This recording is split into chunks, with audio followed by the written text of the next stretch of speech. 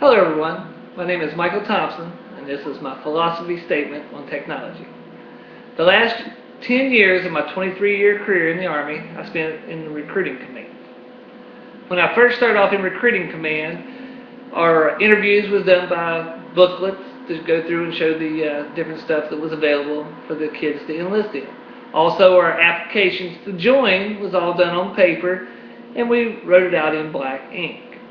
As technology advanced within the recruiting command, within 5 years in recruiting command, everything went to the computer.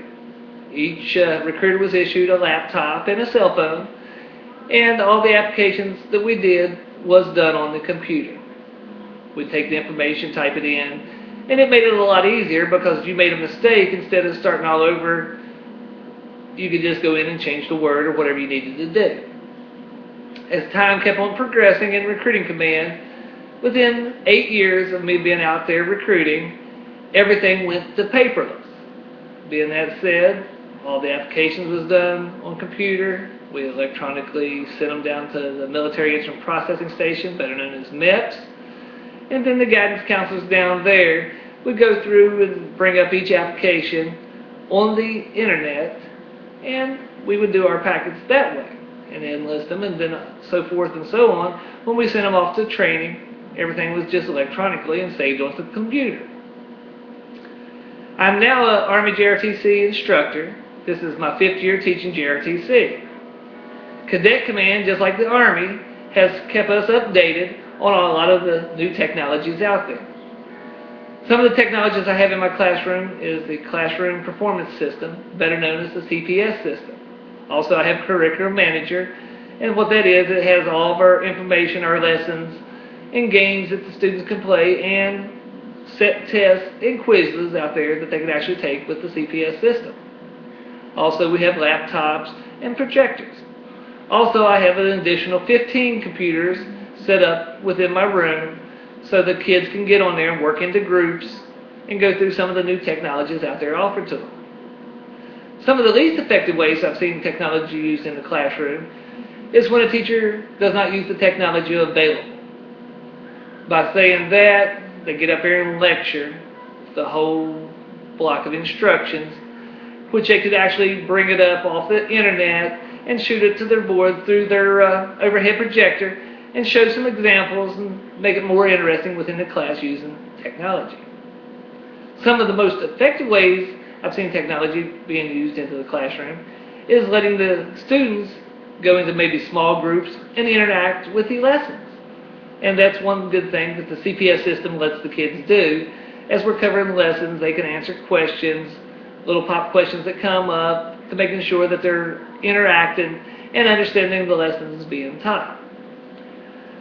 One of the outcomes of teaching with technology is being able to have access to all the new up-to-date and modern technology out there within the lesson also.